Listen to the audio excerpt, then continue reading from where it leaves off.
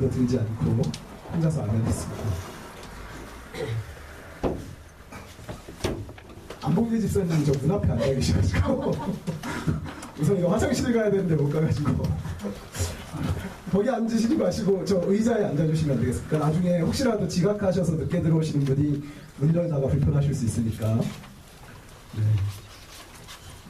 집사님 위에서 앉아주시면 감사하겠습니다. 옆 사람과 인사할까요?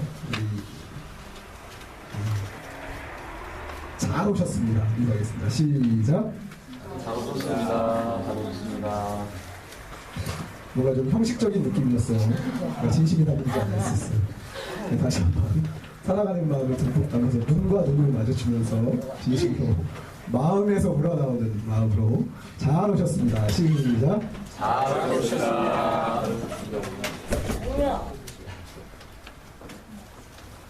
여기 안 와. 아프지. 보통 알고.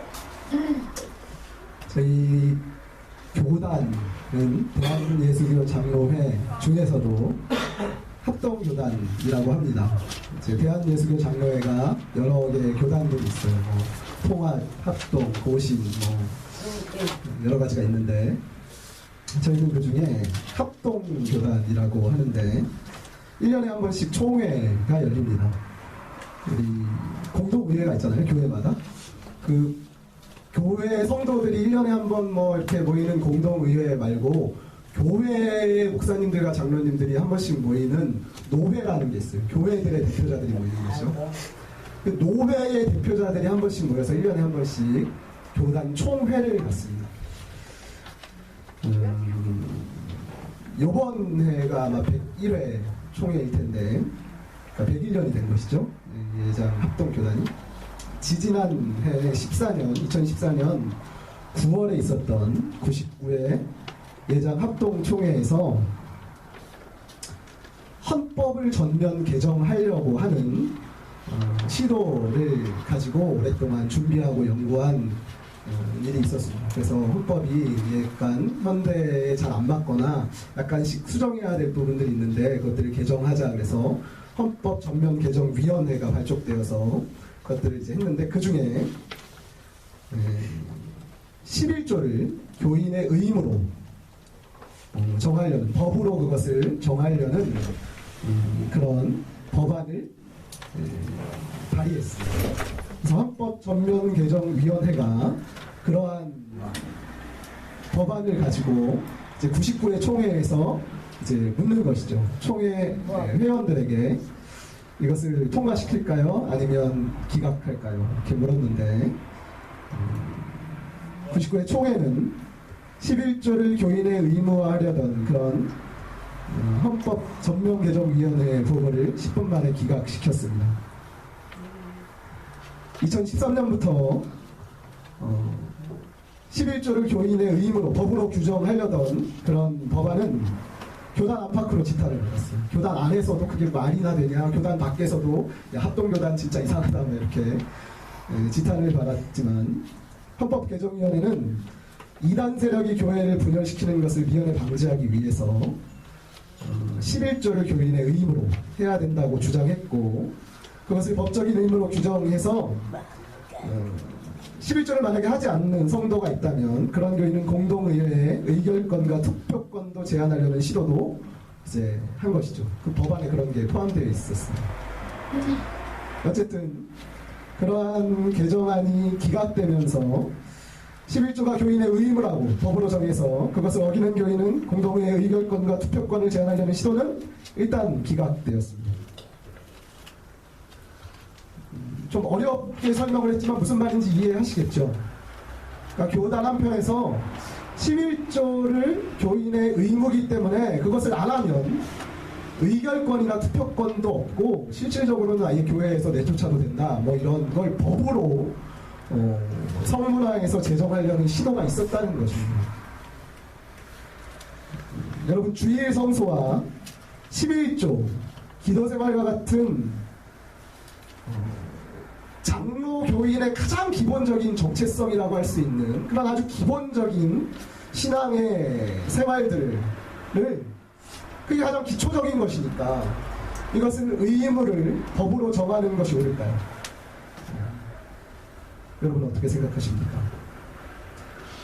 어쨌든 교단 한쪽에서 어떤 목사님들이나 어떤 성도님들이나 어떤 성도들은 그것을 법으로라도 정해서 성도들이 하게 하는 것이 옳다고 생각을 했기 때문에 그런 법안이 발의된 것이겠죠. 이제 결론적으로는 어쨌든 지금은 기각된 것으로 일단락됐지만 그것이 아예 그냥 폐지된 것이 아니라 좀 더 연구하고 검토한 후에 2년쯤 뒤에 다시 한번 논의하자라고 결론이 났습니다. 성도의 신앙의 가장 기본적인 어떤 의무들이 있죠. 책임들이 있습니다. 그것을 법으로 정하는 것은 하지만 약간 다른 문제입니다. 오늘 본문의 말씀에 보면 두 가지 종류의 주가 나와요. 주라고 표현하는, 주인님이라고 표현하지 않고 주라고 표현하는 이유는 사람이 아니기 때문에 주인이라고 하기보다는 그냥 주라고 했는데 어쨌든 그냥 쉽게 알아들을 수 있으니까 말하자면 두 가지 종류의 주인이 나옵니다. 주님이 나오시는 거죠. 두 가지 종류의 주님이 계신데 한 가지는, 한쪽은 죄라는 주. 죄가 우리의 주인이 될 수, 우리를 다스리는 주가 될 수 있어요. 또 한 가지는 의라는 주가 나옵니다. 의라는 것이 우리를 다스리는 주인, 주님이 될 수 있다는 것입니다. 그 죄와 의라는 두 종류의 주는, 두 종류의 주님은 모든 면에 있어서, 거의 모든 면에 있어서 정반대의 성향을 가지고 있습니다. 오늘 본문 말씀을 자세히 보면 어떤 것들이 다른지 알 수 있어요. 그래서 제가 이거 진짜 이런 시도 잘 하지 않는데 잘 보세요. 짠, 표를 만들어 왔습니다. 이 옛날 같았으면 이 프레젠테이션 이렇게 딱 띄었는데 제 PPT 실력이 아주 소문났거든요. PPT 잘 만들기로. 하지만 어쨌든 지금은 PPT를 잘 못하니까 이렇게 표로 되도록 최대한 글씨를 크게 해가지고 저 뒤에 있는 분들도 보이게 하려고 애를 썼지만 뒤에 있는 분들 보이시는지 모르겠어요. 보이십니까? 네. 네, 보이세요? 여기 두 가지 종류의 주가 있죠. 제일 위에 죄라는 주와 의라는 주가 있습니다. 죄라는 주인과 의라는 주인이 있는 것이죠. 여러 가지 면에서 다 달라요. 거의 반대적인 성향을 가지고 있습니다. 죄라는 주인은 다른 이름들을 있죠. 죄의 다른 이름이 뭐예요? 죄라는 주인의 다른 이름이 보입니까? 부정과 불법이라는 이름을 가지고 있어요. 성경 말씀에 보면 죄에게 너희 자신을 드려 라는 말과 부정과 불법에 너희 자신을 내줘, 이런 표현이 계속 나옵니다. 그 죄나 부정과 불법이 똑같은 의미로 사용되고 있어요. 같은 이름이에요. 의라는 주인도 똑같은 이름이 몇 가지 있습니다. 어떤 이름이 있어요? 순종이라는 이름이 있어요. 죄에게 너희를 내어드리지 말고 의에게 내어드려라. 죄에게 드리지 말고 순종에 내어드려라. 이렇게 순종의 종으로, 이런 표현이 있습니다. 또 어떤 이름이 있어요? 하나님. 죄에게 너희 자신을 내어드리지 말고 하나님께 내어드려라. 이런 표현이 있습니다. 그러니까 죄와 의라는 두 가지 주인을 비교하는데 다른 이름들, 비슷한 이름들이 있는 거예요. 죄는 부정과 불법, 이런 거의 비슷한 의미고 같은 이름입니다. 의는 하나님과 순종과 같은 이름입니다. 같이 쓰이고 있어요. 되게 중요한 것은 통치 원리가 다르다는 것입니다. 주님이니까, 주인이니까 종들을 다스릴 거 아니에요? 근데 다스리는 방식, 다스리는 도구가 달라요. 죄라는 주인은 무엇을 가지고 다스리냐면 법을 가지고 다스립니다. 죄라는 주인은 법으로 종들을 다스리는 거예요. 의라는 주인은 무엇으로 종들을 다스리느냐? 은혜로 다스립니다. 그러니까 종들을 부리고 종들을 지배하고 종들을 다스리는데, 죄라는 주인은 뭘 가지고 다스리냐면 법을 가지고 다스리는 거예요. 너 법을 지켜, 안 지켜? 이러면 이제 대가를 지불하게 하는 것이죠. 의라는 주인은 법을 가지고 다스리는 게 아니라 은혜로 다스립니다. 은혜로 통치하고 은혜를 주어서 따를 수 있도록, 순종하도록 하는 것이죠. 대가를 지불하는 방식도 달라요. 일을 하면, 뭔가 자기를 내어드려서 헌신하면 뭔가를 대가를 줄 거 아니에요? 죄라는 주인은 대가를 어떻게 주냐면 싹쓸 줍니다. 일했으니까 법에 근거해서 싹쓸 주는 거예요. 대가를 지불하는 것이죠. 잘하는 사람은 잘한 만큼, 못한 사람은 못한 만큼, 아예 못하는 인간은 그냥 내쫓고 잘한 사람은 승진시키고 이렇게 하는 것이죠. 의라는 주의는 대가를 지불하는 방식 자체가 다릅니다. 잘한다고 더 주고 잘못한다고 안 주고 그러기보다는 은혜의 선물을 줘요. 잘못해도 줘요. 잘한 사람도 줍니다. 아예 못하는 사람도 결국 주게 합니다. 그래서 이것은 대가를 지불한다고 하기보다 싹스를 준다고 하기보다는 선물을 준다, 은사를 베푼다라고 표현을 하죠.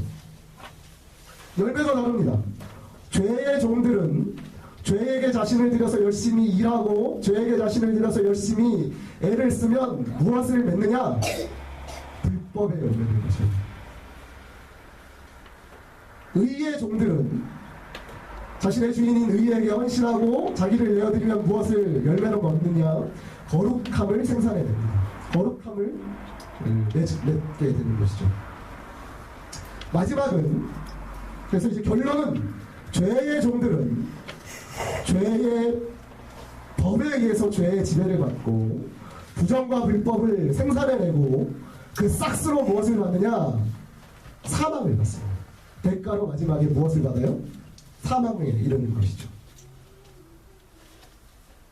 죄의 종들은 법에 의해서 불법을 만들어낸 다음에 사망의 대가를 지불해야만 하는 것입니다. 사망의 대가를 받는 것입니다. 의의 종들은 은혜로 말미암아 거룩함에 이르는 열매를 맺은 후에 영생의 선물을 받게 되는 것입니다. 영생은 받을 만하기 때문에 받는 게 아니라고 했어요. 선물로 주는 것입니다. 잘 못했어요. 영생을 받을 정도로 잘하진 않는데 은사로 선물로 영생을 주는 것입니다. 이해가시죠? 오늘 본문 말씀을 이 표를 가지고 자세히 보면 이제 이해가 가요. 자, 어쨌거나 오늘 할 얘기는 이걸 이제 구구절절 다 설명하려는 것은 아니니까 여러분들이 이 오늘 말씀을 본문 말씀을 나중에 따로 면밀하게 살펴보시면 어느 정도 다 이해하실 수 있을 겁니다. 다시 한번 설명하면 죄라는 주인은 그의 종들을 법으로 다스리고 의라는 주인은 그의 종들을 은혜로 다스리기 때문에 다스리는 방식도 다르고 다스리는 도구도 다르기 때문에 종들이 자기 자신을 주인에게 내어드리는 방식도 당연히 달라집니다. 죄가 주인 종들을 무엇으로 다스린댔죠? 법으로 다스리잖아요. 법으로 통제하고 법으로 다스리는데 그러면 이 죄의 종들은 아무리 애를 써도 자기들을 내어드려도 진노밖에 이루지 못해요. 불법과 부정밖에 내어드리지 못합니다. 우리 로마서 4장 15절을 찾아볼까요? 로마서 4장 15절.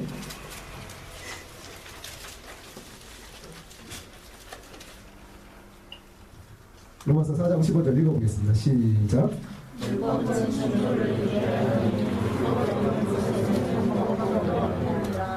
법이 없으면 법을 어길 일이 없죠. 하지만 죄라는 주인은 법으로 다스리기 때문에 잘하면 당연한 거예요. 잘하면 법 지키는 거예요. 당연한 거예요. 교통신호 지키는 거예요. 건널목 잘 건너는 거예요. 과속 안 하는 거예요. 잘 지키면 당연한 것이지만 잘못하면 부정과 불법에 이르게 되는 것이죠. 부정과 불법밖에 생산해낼 수 없어요. 이거에 대해서 되게 좀 어려운 문제인데 이것은 7장에 왜 그런 일이 일어나는지 7장에 자세한 설명이 있습니다. 그래서 기회가 닿으면 다음에 설명할 기회가 있을 것인데 그냥 한번 읽어만 볼까요? 우리 7장 8절 읽어보겠습니다. 7장 8절 시작. 그러나 제가 기회를 타서 계명으로 말미암아 내 속에서 온갖 탐심을 이루었나니 이는 율법이 없으면 제가 죽은 11절도 읽어보겠습니다. 11절도 시작. 제가 기회를 타서 계명으로 말미암아 나를 속이고 그것으로 내가 죽이는 법 자체가 계명 자체가 나쁜 것은 아닙니다.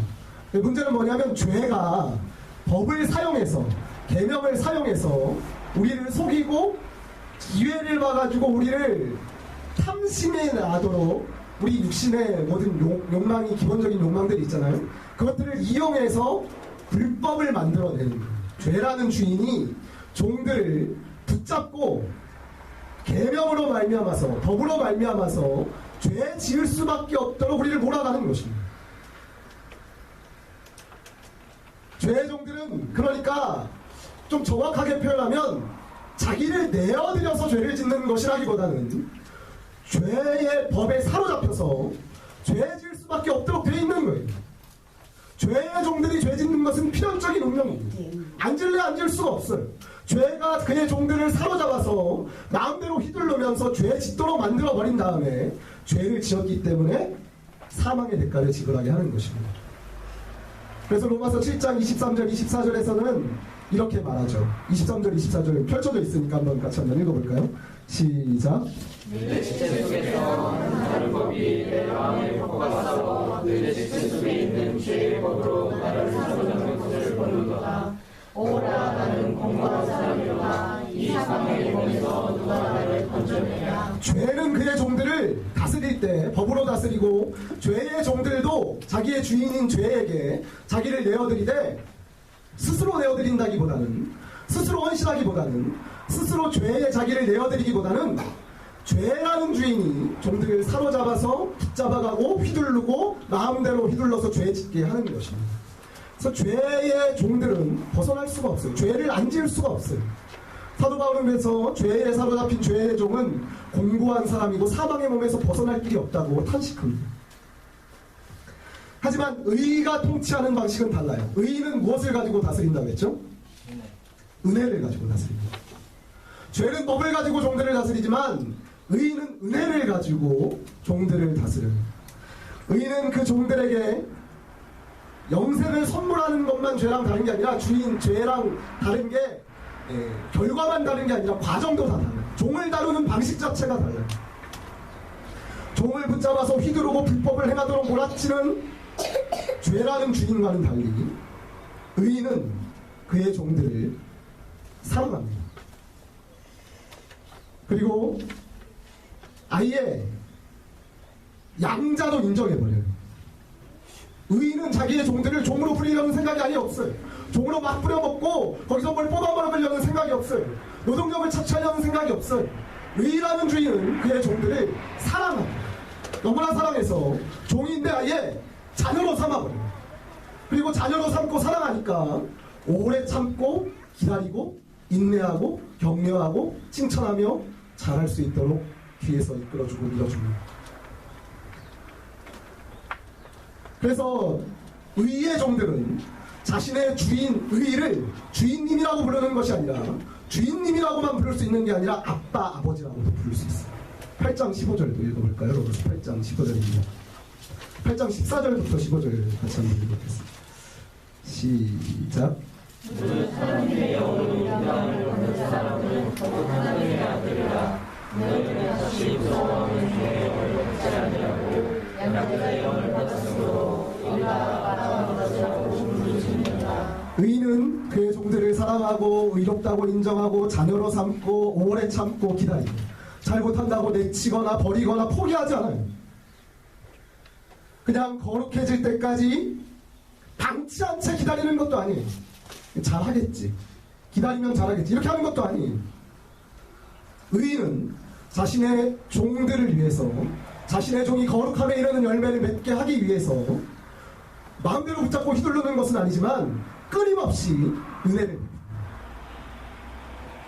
기도할 때 큰 은혜와 감격을 주시고 자신의 잘못을 깨닫고 회개의 눈물을 흘리게 하시고 말씀을 들을 때 하나님의 은혜를 베풀어 주셔서 진리를 깨닫고 결단하고 말씀에 순종할 수 있도록 은혜를 지속적으로 베풀어 주셔서 그 은혜로 말미암아서 자신을 내어드릴 수 있도록 하는 것이죠.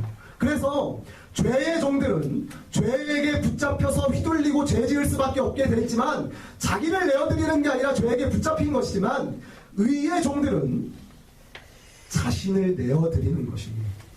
어떻게 자신을 내어드리느냐? 마음으로 순종하여서 자신을 내어드려야만 하는 것입니다. 의라는 주인은 종들을 다스리는 방식이 은혜이고 그래서 의의 종들은 자신의 주인 자신의 주님인 의에게 자기를 내어드려야 하는데 마음으로 순종하는 것으로 내어드리는 거예요. 법을 지키기 위해서 두려움으로 눈치를 봐서 압력을 받고 부담 때문에 하는 것이 아니라 마음으로 순종하는 것입니다.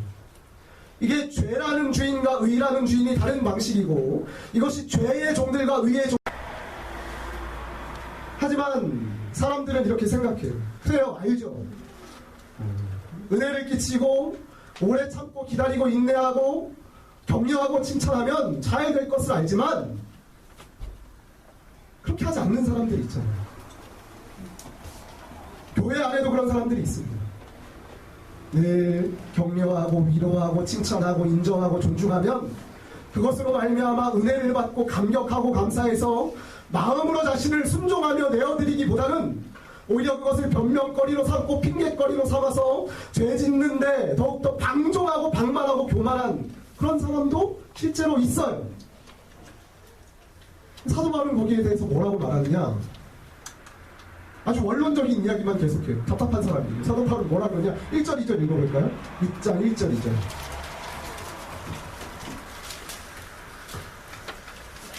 (6장 1절 2절) 읽어보겠습니다. 시작.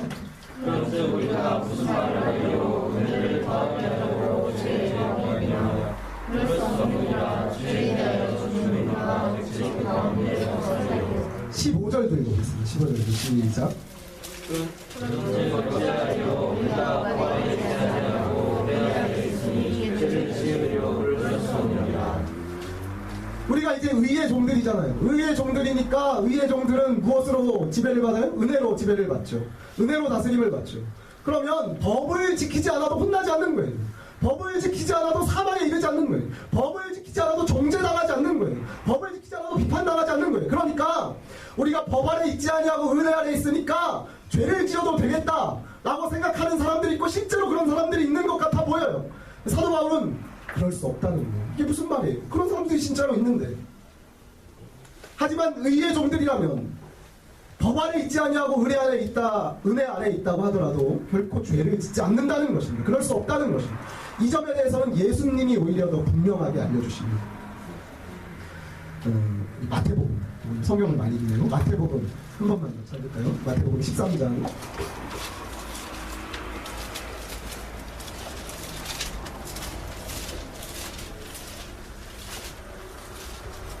29절에서 30절 읽어보겠습니다. 마태복음 13장 29절에서 30절 읽어볼까요? 시작. 주인이 내게 강하노라. 나를 볶다가 혹시까지 속을까 염려하노라. 둘 다 추수 때까지 함께 자라게 두라. 추수 때 내가 추수꾼들에게 말하기를 강아지는 먼저 거두어 불사르게 단으로 묶고 곡식은 모아 내 곡간에 넣어라 하리라. 아멘. 예수님이 한 가지 비유를 알려주세요. 근데 좋은 밭에 주인이 씨를 뿌렸다는 거예요. 좋은 씨를 뿌렸다는 거예요. 그럼 곡식이 이렇게 나와야 되는데 곡식이 나올 때 곡식만 나오는 게 아니라 뭐도 같이 나와요? 강아지도 같이 나왔다는 거예요. 원수들이 더 뿌리고 갔다는 거예요. 그러니까 종들이 주인에게 이렇게 말합니다. 강아지도 있네요. 저거 다 뽑아버릴까요? 뽑아버리길 원하십니까 주인님? 그랬더니 주인이 뭐라 그래요? 오늘 예수님이 방금 하신 말씀이죠. 가만두라. 강아지를 뽑다가 곡식까지 뽑을까 염려하노라. 둘 다 추수 때까지 함께 자라게 두라. 추수 때 내가 추수꾼들에게 말하기를 강아지는 먼저 거두어 불사르게 단으로 묶고 곡식은 모아 내 곡간에 넣으라 하리라고 예수님이 말씀하셨다는 거예요. 그러니까 예수님은 곡식과 강아지가 같이 있고 의의 종들과 죄의 종들이 같이 있을 때 그것들을 솎아내고 걸러내고 구별해내어서 그들을 제거해버리기를 원하십니까? 원하시지 않습니까? 원하시지 않으신다는 거예요. 왜냐하면 그렇게 하면 곡식까지 다칠 수 있으니까. 교회에서 신앙생활하다 보면 정말 나쁜 사람도 있어요. 정말 교만하고 완고한 사람도 있어요. 은혜를 베풀고 하나님의 은혜를 받고 정말 인격적으로 대우하고 존중해주면 정말 감사함으로 그 은혜 때문에 더 잘하고 더 순종하려는 마음을 갖는 것이 아니라 자기가 잘한 줄 알고 자기가 고치지 않아도 되는 줄 알고 죄 지어도 누가 뭐라고 그러는 사람이 없으니까 그것을 핑계와 변명 삼아서 더 못하는 사람도 있습니다. 그러면 그런 사람들 때문에 법으로 정해서 그러지 못하도록 해야 되는가? 그러지 말라는 것입니다. 11조를 내는 것은 성도의 마땅한 도리입니다. 은혜를 받은 모든 성도들은 아마 11조를 하고 싶어 할 거예요. 하려고 할 거예요. 그런데 아무리 시간이 지나도 안 하려는 사람도 있을 것 같아요. 교회 다니면서 직분도 받았지만 은근히 안 하는 사람도 있겠죠. 그러면 그런 사람들 때문에 법으로 정해서 교인의 의무를 이행하지 않으면 자격을 뺏고 그렇게 해야 되는가? 아니라는 것입니다. 그렇게 하면 마음으로 순종하여서 자기를 내어드릴 기회가 없어지잖아요. 하나님 앞에 곡식으로서, 참된 곡식으로서 자기를 내어드릴, 은혜로 말미암아 자기를 마음으로 내어드리고 순종할 수 있는 기회를 다 뺏어가는 것 아니겠습니까? 법으로 그것을 규제하면 곡식도 다치고 마음이 상하고 시험을 당하고 자기를 헌신하고 순종하여서 마음으로 내어드릴 기회를 잃어버리게 되는 것이잖아요. 하나님은 그렇게 하기를 원치 않으신다는 것입니다. 마음으로 순종하지 않는 성도들 때문에 혹은 이단 때문에 법으로 11조를 규정하면 알곡 성도들까지 다칠 수도 있고 상처받을 수 있고 진실하게 마음으로 순종할 수 있는 은혜의 기회를 잃어버리니까 그건 의의 종들의 방식이 아니고 그건 의의 주인의 방식이 아니니까 우리의 거룩한 주인 되신 예수님은 그렇게 되기를 원치 않으셨다는 것입니다. 여러분, 하나님의 종된 자들, 의의 거룩한 종된 자들이 우리가 하나님 앞에 나아가고 하나님께 헌신하고 충성하는 이유는 무엇이고 목적은 무엇이고 동기는 무엇입니까? 그 힘은 무엇입니까? 목사가 강단에서 막 무섭게 얘기하고 그렇게 하지 않으면 복을 못 받는다고 하고 법으로 정해서 그렇게 하면 성도님들이 아마 더 잘할 수도 있을 것 같아요. 매우 효과적일 수 있을 것 같아요. 하지만 그건 의의 방식이 아니라는 거예요. 우리의 주인님은 그렇게 우리를 다루지 않는다는 거예요. 어떤 집사님이 자격증 시험을 준비하셔야 돼서 아주 중요한 자격증 시험을 위해서 아주 단단히 준비를 해서 중요한 학원 강의가 있어서 주일 예배를 드리고 바로 서울로 가셔야 됐습니다. 그런데 예배 말씀을 듣다가 은혜를 받고 강의를 포기하고 그 주일 낮 예배 마친 후에 구역 예배를 드리기로 결단하셨어요. 예배를 드리다가 은혜를 받아서. 나중에는 아예 또 예배를 드리다가 더 은혜를 받으신 뒤에는 학원 수강 자체를 포기하시고 자격증 시험을 아예 한 해 연기해 버리셨습니다. 올 한 해 내가 하나님께 더 가까이 나갈 기회를 얻지 못하면 하나님을 섬기는 일에만 집중하지 않으면 정말 안 되겠다라는 은혜를 받고 자격증 시험 자체를 아예 한 해 뒤로 연기해 버리셨어요. 근데 아무도 그렇게 하라고 하지 않았어요. 그런 일이 있는 줄 알지도 못했어요. 그렇게 명령하거나 지시하거나 눈치를 주거나 압력을 넣지 않았지만 예배 가운데 베풀어주신 하나님의 은혜 때문에 스스로 마음으로 순종하시는 거예요. 어떤 자매는 말씀을 듣고는 제자 훈련을 하기로 결단했습니다. 어떤 자매는 말씀을 듣다가 고난주간 특별 새벽 기도회에 나오기로 결단했습니다. 아무도 그 자매가 그렇게 할 것을 지시하지도 않았고 기대도 하지 않았어요. 하지만 그저 말씀 가운데 하나님이 베풀어주신 은혜를 받더니 스스로 그러고 싶은 거예요. 하나님이 성령으로 은혜로 그렇게 인도하시고 이끄시는 것에 마음으로 순종하게 되는 것이죠. 여러분, 성도들이 주일 성수를 생명보다 귀하게 여기기를 저는 바라고 있습니다. 여러분들이 주일 성수를, 주일날 하나님 앞에 나와서 예배 드리는 것을 여러분 목숨보다 귀하게 여기게 됐으면 좋겠어요. 정말 결단하고 복종했으면 좋겠어요. 그러기 위해서 주일 성수를 귀하게 여기지 않는 성도는 직분을 빼앗는다거나 직분을 얻을 수 없도록 원칙을 세울 수도 있겠죠. 그러나 그것은 의의 통치 방식이 아니라 죄의 통치 방식이라는 것입니다. 의의 통치 방식은 성도들에게 은혜를 끼치고 은혜를 받은 성도들이 정말 주일 예배를 목숨보다 귀하게 여기기로 결단하고 스스로 마음으로 순종하는 것입니다. 은혜 안에 있는 의의 종들이라면 법 때문이 아니라 의무감 때문이 아니라 마음에서 순종함으로 주일을 지키는 마음으로 순종하여서 주일을 생명보다 귀하게 여기는 것입니다. 저는 성도님들 모두가 온전한 11조를 하고 복받기를 원합니다. 법으로 규정할 수도 있겠죠. 우리 교회에서는 11조 안 하는 성도는 직분 못 받습니다. 이렇게 아마 원칙을 정해놓으면 어떻게든 도전도 받고 감동도 받고 부담도 느끼고 거룩한 부담 때문에 그래도 더 잘하고 열심히 하려는 분들이 계시겠죠. 하지만 성도들은 의의 종들이기 때문에 그런 방식으로 이끌 수 없는 것입니다. 하나님의 은혜를 받아 마음으로 기쁘게 순종하는 것이 우리 주님이 우리에게 요구하시는 방식이고 우리 주님이 우리를 다스리는 은혜 아래 있는 방식이라는 것이죠. 여러분, 요즘 수요 예배 출석률이 아주 저조해요. 좀 보면 안타까워요. 맨날 저희 교회 성도들보다 남의 교회 성도들이 더 많이 나와요. 여러분들에게 강권하고 싶고 수요일에 꼭 나오시라고, 시간 되시는 분들 어렵고 피곤하고 그렇더라도 직장 끝나고 나서라도 꼭 오라고 말씀드리고 싶습니다. 여러분들 이것을 위해서 제가 여러분들에게 결단하게 하고 강조하고 막 협박처럼 수요일에 나오면 복을 받는데 안 나오면 저주를 받을 것이다 이렇게 가르칠 수도 있겠죠. 하지만 은혜 안에 있는 성도들이 마음으로 순종하기를 기다리는 것이 옳다고 말씀하시는 것입니다. 여러분, 토요일에 전도도 있고 교회 청소도 있는데 아무도 나오지 않아요. 맨날 청소하는 사람이 또 청소하고 전도하는 사람이 또 청소해요. 여러분들이 토요일날 시간 되시면 나오셔서 전도도 같이 하고 교회 청소도 하고 봉사도 하셨으면 좋겠습니다. 별거 아니에요. 그냥 나와서 야, 내가 이거 하려고 거기서부터 여기까지 왔나 이런 생각이 드실 수도 있어요. 하지만 여러분들이 하나님 앞에 은혜를 받은 성도들이 그 은혜 때문에 마음으로 기쁘게 순종해서 할 수 있었으면 좋겠어요. 하지만 제가 여러분들에게 말씀드리고 싶은 것은 그것을 하라는 것이 아니라 반대의 말씀을 드리고 싶은 것입니다. 못해도 괜찮아요.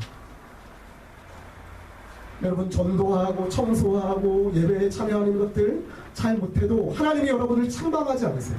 하나님이 여러분을 내치지 않으세요. 하나님이 여러분에게 저주와 형벌을 막 퍼붓지 않으세요.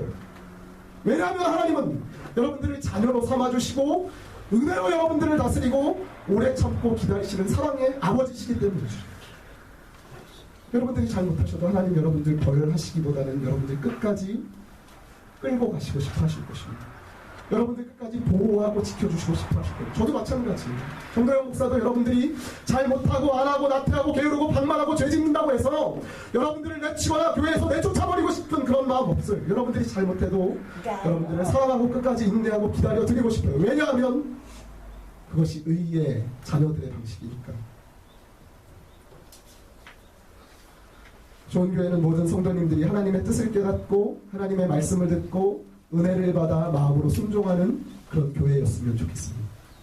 누가 누구에게 명령을 내리고 그래서 막 눈치를 보고 거룩한 부담감, 막 의무감 때문에 억지로 하고 그런 해야만 하는 교회가 아니라 하나님의 은혜 때문에 하나님 앞에서 말씀을 듣다가 내가 하나님 앞에 잘못했지만 지금도 나를 기다리고 계시는 주님께, 내가 하나님 앞에 참 불성실하지만 그래도 나를 내치지 않으시고 벌하지 않으시고 정죄하지 않으시고 지금도 사랑으로 기다리고 나를 위해 중보하시는 예수님 때문에 그 사랑과 은혜에 감격한 성도들이 자원하는 마음으로 스스로 진정으로 마음으로 우러나와서 순종했으면 좋겠어요. 좋은 교회가 그런 교회였으면 좋겠어요. 이제 말씀을 맺겠습니다. 저는 한 번도 신앙생활하면서 억지로 하나님께 무엇을 해본 적이 별로 없어요. 반전은 그래서 잘하는 게 별로 없어요. 잘 못하는 게 많아요. 하나님이 막 무섭게 막 하고 막 저희 부모님도 어릴 때부터 막 그렇게 하지 않으면 죽인다, 뭐 뒤지게 맞는다, 뭐 다이봉대리를 뻗어뜨린다 이렇게 하지 않으시니까 그냥 기다리시고 인내하시고 참아주시니까 억지로 무엇인가를 하진 않았지만 그래서 잘 하지 못하는 게 많습니다. 그래도 저는 부모님의 방식, 하나님이 저를 이끄신 방식을 잘못됐다고 생각하지 않아요. 오히려 그렇게 해주신 거에 대해서 시간이 지나면 지날수록 감사하고 저 또한 그렇게 살고 싶어 하고 있습니다. 저는 언제나 의무감이나 책임감 때문에 억지로 하는 것이 아니라, 억지로 하는 건 잘 못하겠어요. 진짜 잘 못하는 것 같아요. 하지만 마음으로 순종할 수 있었습니다. 하나님께서 저를 기다려주시고 나의 주인이신 하나님께서 먼저 나를 은혜와 사랑으로 이끌어 주셨기 때문에 잘 못할 때에도 한마디도 하지 않으시고, 오히려 잘 못하고 있는데도 저는 하나님 앞에 불성실한데도 불구하고 하나님은 저에게 좋은 것을 주실 때마다 깜짝깜짝 놀라고 죄송스럽고 그 은혜에 감격해서 더 잘하겠다는 결단을 하게 되는 것입니다. 여러분은 어떠십니까? 여러분 혹시 여러분에게 주신 하나님의 은혜를 가볍게 여기거나 혹은 여러분이 다른 사람을 이끌거나 다룰 때 아내나 남편, 자녀들이나 동료들, 여러분 주변에 있는 사람들을 다룰 때 의로우신 우리 주인처럼 은혜로 다스리지 못하고 죄의 주인처럼 법으로 다스리려고 그렇게 하지는 않으십니다. 법을 정하고 거기에서 벗어나면 정죄하고 형벌을 내리고 통제하려고 하지는 않으십니다. 우리가 은혜를 받아 마음으로 순종하는 종이라면 우리 또한 우리 주변의 모든 이웃과 우리 주변에 사랑하는 사람들을 다룰 때에도 사랑과 은혜로 이끌고 다스리고 마음으로 순종할 수 있기를 기다리고 격려하고 칭찬해 줘야 될 것입니다. 은혜를 받은 자들은 은혜를 끼치면서 그렇게 거룩함을 이뤄가는 것이죠. 그리고 모두가 다 같이 마지막에 영생을 선물로 받을 수 있을 것이니 우리 좋은 교회 모든 성도들이 은혜 아래에서 마음으로 순종하며 또한 다른 형제자매를 은혜와 사랑으로 인도하는 모든 성도님들 되시기를, 의의 종들이 되시기를 주님의 이름으로 축원합니다. 기도하겠습니다. 사랑하는 하나님, 은혜를 진실로 감사히 드립니다. 법으로 다스리고 부정과 불법에 이르는 자들에게 사망을 대가로 지불하는 죄의 방식이 아니라 아버지 하나님 은혜로 다스리시며 우리를 오래 참고 기다리고 자녀 삼아주시고 의롭다고 인정해 주시며 우리를 사랑으로 이끄시는 의의 종들이 되게 하심을 감사를 드립니다. 아버지 하나님, 우리가 마음으로 순종하게 하여 주시옵소서. 주님께서 주신 말씀을 들을 때 우리가 그 은혜 때문에 진심으로 주님 앞에 엎드려 순종하며 결단하며 말씀대로 살기를 각오하게 하여 주시옵소서. 아버지 하나님, 그 은혜가 너무나 감사하여서 우리의 생명보다 더 귀한 것들을 주님 앞에 드리기를 결단하며 주님께 영광 돌리는 의의 자녀들, 하나님의 자녀들 되게 하여 주시옵소서. 아버지 하나님, 뿐만 아니라 우리가 주변의 모든 사람들을 대할 때 죄의 방식대로 죄의 주인처럼 하는 것이 아니라 법으로 그들을 다스리는 것이 아니라 은혜로 사랑으로 인내로 오래 참음으로 그들을 다스리고 존중하고 그들을 기다리고 참아주며 사랑으로 용서하는 믿음의 귀한 종들 되도록 인도하여 주시옵소서. 우리 모두 영생의 선물을 받게 하여 주실 것을 믿사옵고 감사드리며 예수님의 이름으로 간절히 기도드리옵나이다. 아멘. 우리 찬송가 215장 통합찬송가